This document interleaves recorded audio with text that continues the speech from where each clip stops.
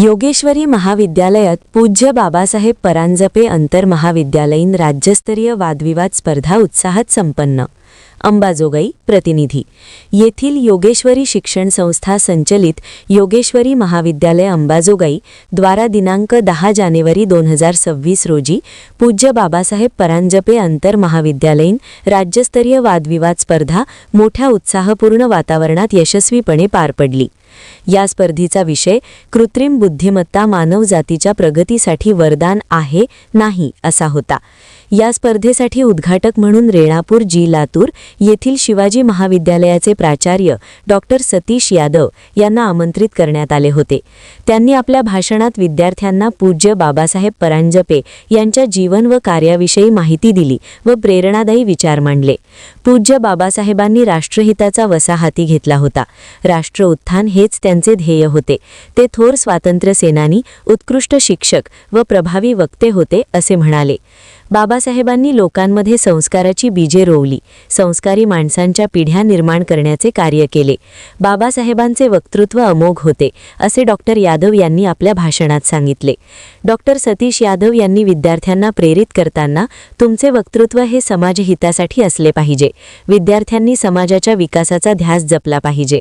विद्यार्थ्यांनी अन्याय अत्याचाराच्या विरुद्ध आवाज उठवला पाहिजे असे प्रतिपादन केले। या कार्यक्रमाच्या अध्यक्षस्थानी योगेश्वरी शिक्षण संस्थेचे अध्यक्ष माननीय चंद्रशेखर बर्दापूरकर होते। त्यांनी आपल्या अध्यक्षीय समारोपात सांगितले की राष्ट्रहितासाठी विद्यार्थ्यांच्या अनेक चळवळी निर्माण झाल्या आहेत। खऱ्या अर्थाने समाजात चळवळीचे नेतृत्व विद्यार्थ्यांनीच केलेले आहे व विद्यार्थीच क्रांती करू शकतात। यावेळी योगेश्वरी शिक्षण संस्थेचे सचिव कमलाकर चौसाळकर व योगेश्वरी महाविद्यालयाचे प्रभारी प्रा. NK गोळेगावकर यांची प्रमुख उपस्थिती होती। उद्घाटन कार्यक्रमाचे प्रास्ताविक महाविद्यालयाचे प्राचार्य डॉक्टर MV कानेटकर यांनी केले। याप्रसंगी उपप्राचार्य डॉक्टर RV कुलकर्णी, स्पर्धेचे समन्वयक प्रा. डॉक्टर अनिल नरसिंघे, IQAC समन्वयक डॉक्टर VG कल्लावे व्यासपीठावर उपस्थिती होती। या स्पर्धेचे समन्वयक म्हणून प्रा. डॉक्टर अनिल नरसिंघे यांनी काम पाहिले।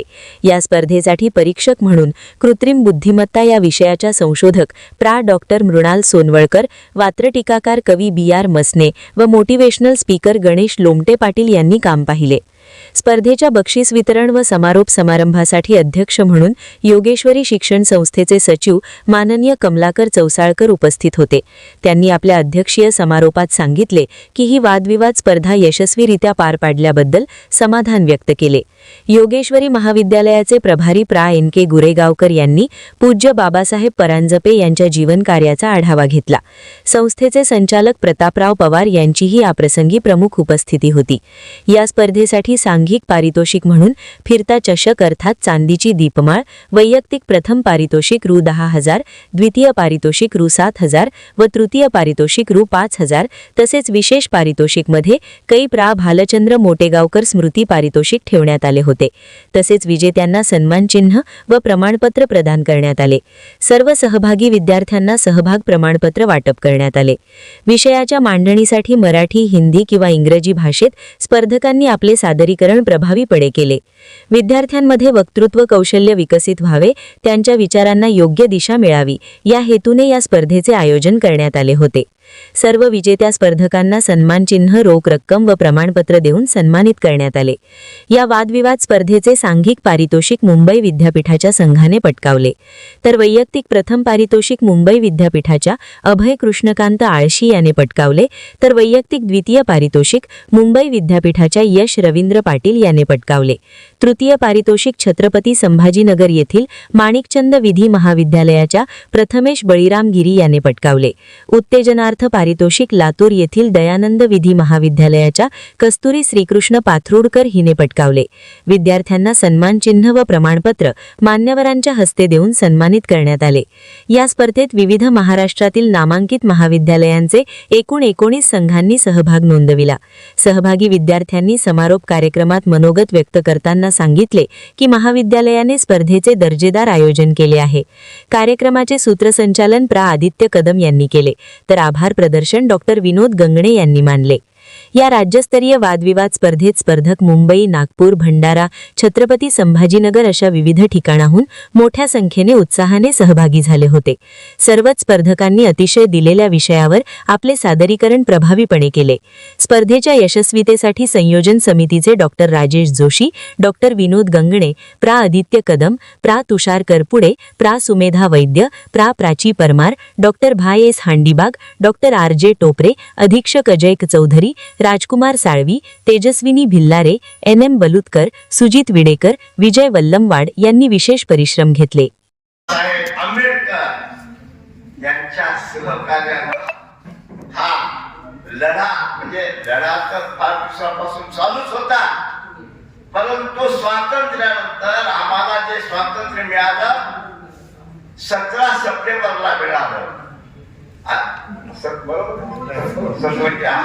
17 सप्टेंबरला मिळालं आणि हे स्वातंत्र्य 3 दिवसात म्हणजे नेहरू परदेशात गेले होते. सरदार वल्लभभाई पटेलकडे चार्ज होता पंतप्रधानाचा आणि बाबासाहेब आंबेडकर हे कायदा मंत्री होते आणि ह्या निजामाला 54 राष्ट्राचा हे होता म्हणजे पाठिंबा होता. जर भारत सरकारनं मृत्यू घोषविली असती तर हा प्रश्न हिनोमध्ये गेला असता मित्रांनो. परंतु बाबासाहेबांनी सांगितलं तुम्हाला मिलिटरी घुसवा, मिलिटरी पाठवा. परंतु एक असं आम्हाला खूप अभिमानाची बाब आहे की या ठिकाणी निश्चितच योगेश्वरीचं नाव आणि बाबासाहेबांचं परांजपेंचं नाव या नावावर आपण सर्व विद्यार्थी या ठिकाणी आलेला आहोत. आता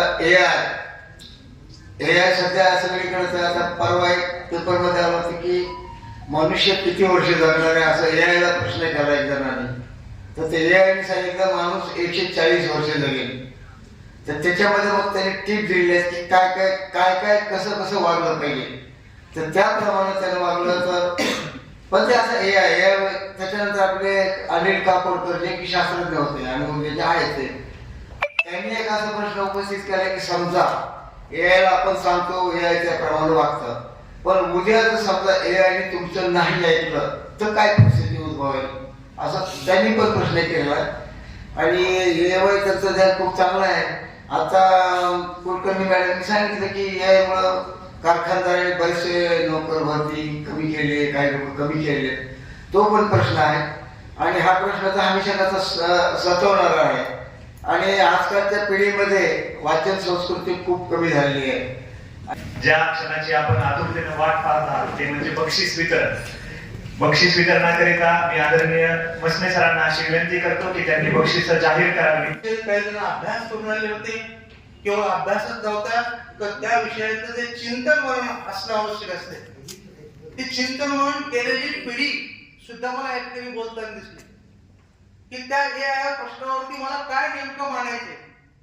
यापुढेही तुम्हाला 2 मार्गदर्शन करेल की बरेच आमची इथं स्पर्धक मित्र कोणी 6 मिनिटं बोललं, कोणी 7 मिनिटं बोललं. अशा वेळेस जमत नाही. हॅपी असं चॅटजीपीटीवर सर्च करणाऱ्या आमच्या सेन्सी पिढीपर्यंत कृत्रिम बुद्धिमत्ता ही फक्त मानवाला भावनिक आधार देणे इथपर्यंत मर्यादित राहत नाही.